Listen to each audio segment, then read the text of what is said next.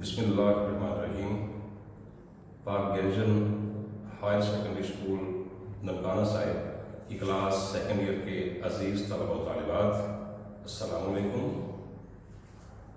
میرا نام ذاکر حسین ذاکر ہے اور میں ادارہ حاضر میں اردو کا پروفیسر ہوں. آج ہمارا اردو کا لیکچر نمبر 2 ہے، جس میں ہم رموز اوقاف کے بارے میں کچھ حقائق جانیں گے. رموز اوقاف،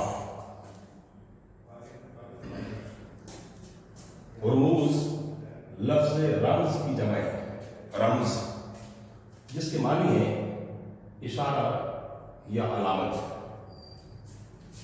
جبکہ اوقاف وقف کی جمع ہے جس کے معنی ہے ٹھہراؤ، توقف یا رکنا وغیرہ.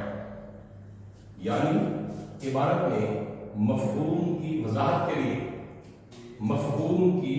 کے لیے مناسب مقامات پر رکنا یا ٹھہرنا وغیرہ. اصطلاح میں رموز اوقاف سے مراد ایسی علامات اور ایسے اشارات ہیں جو تحریر میں ایک جملے کو دوسرے جملے یا کسی لفظ کو دوسرے لفظ سے الگ کرنے کے لیے استعمال ہوتے ہیں. یاد رہے، رموز اوقاف کے بغیر عبارت کا مطلب کیا سے کیا ہونے کا امکان ہے، اور بالخصوص قاری کو، یہ جو پڑھنے والا ہے، قاری کو معلوم ہی نہیں ہوتا کہ کہاں رکنا ہے اور کہاں نہیں رکنا.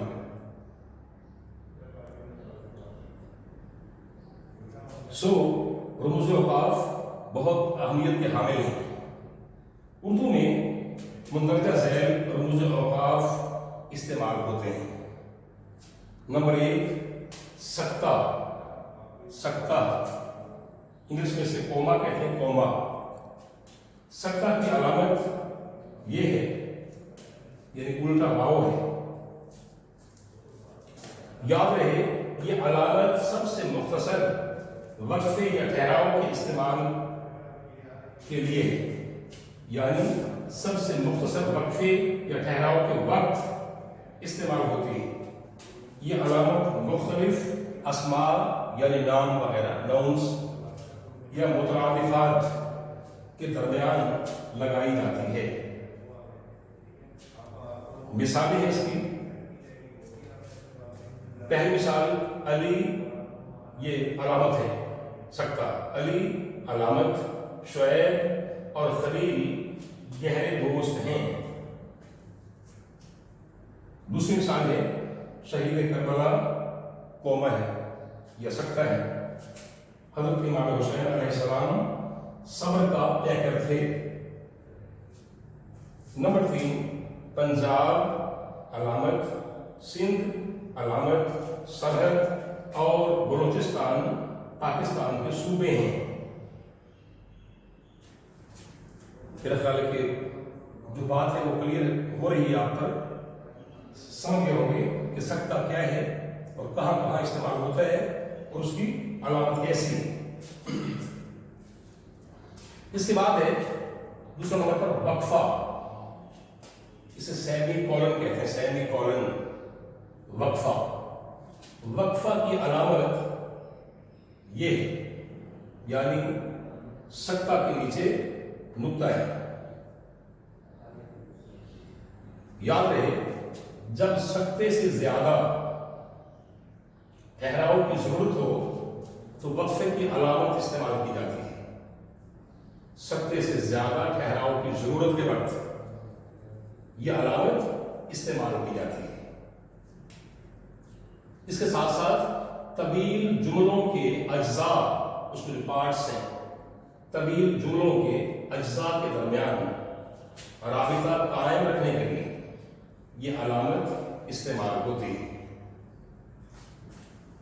مثالیں ہیں لاہور پنجاب کا، یہ علامت، یعنی پنجاب کا کے بعد یہ علامت ظاہر کریں گے. لاہور پنجاب کا، کراچی سندھ کا، اور पेशावर सरहद का दारुल हुकूमत है। दूसरी मिसाल, जो करेगा अलामत सो भरेगा, जो करेगा सो भरेगा।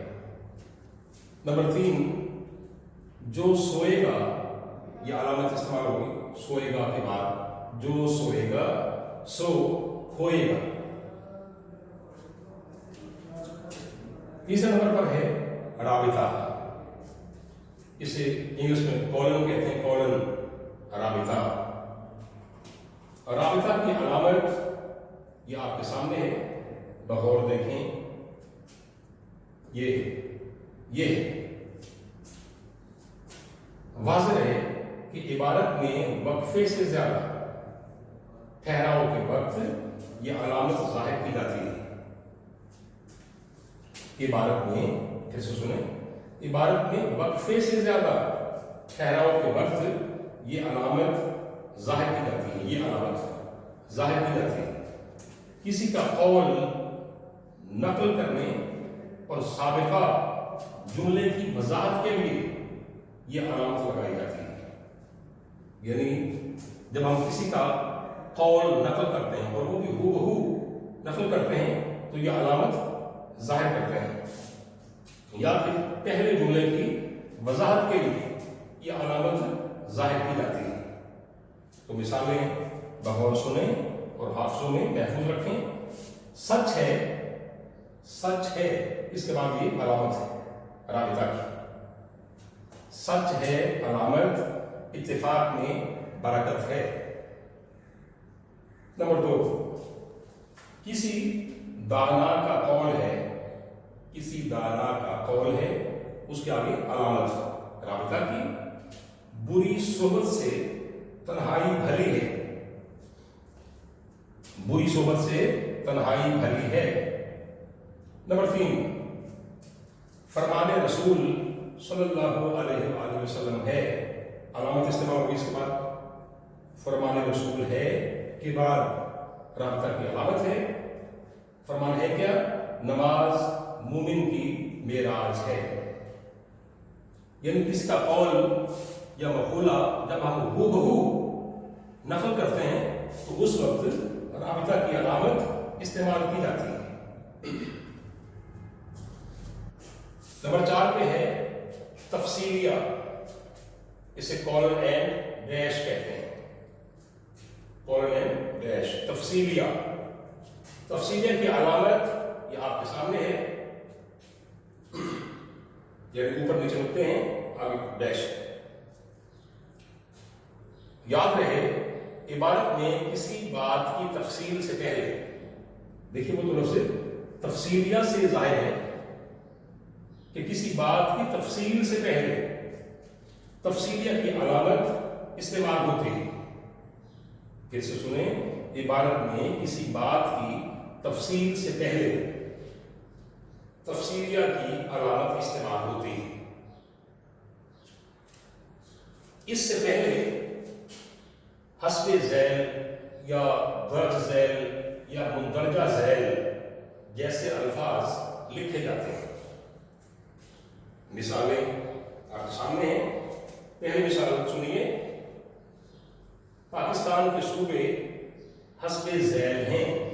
यानी यहां भी पहले बात हो चुकी है कि जब भी किसी बात की, किसी चीज की तफसील देना मकसूद हो तो यह अलामत जाहिर होती है।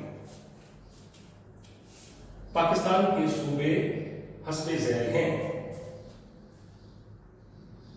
यह अलामत यहां आएगी। पंजाब कोमा सिंध कोमा सरहद और बलूचिस्तान। नंबर 2, पाकिस्तान की अहम ज़रई अजनास दर्ज ज़ैल हैं, यहां अलामत होगी इस्तेमाल, गंदम, कपास और चावल। तीसरी मिसाल, सियालकोट की मशहूर मसनूआत मुंदरजा ज़ैल हैं। सियालकोट की मशहूर मसनूआत मुंदरजा ज़ैल हैं, अलामत यहां इस्तेमाल होगी। उसका आगे लिखेंगे खेलों का सामान کا سامان وغیرہ۔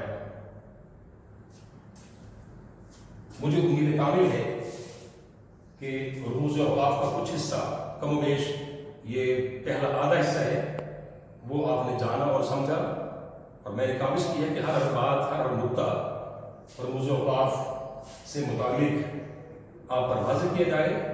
امید واثق ہے کہ آپ کو یاد ہوگا، واضح ہوگا آپ پر، اور آپ بغور سنیں گے اور اپنے حافظوں میں محفوظ رکھیں گے۔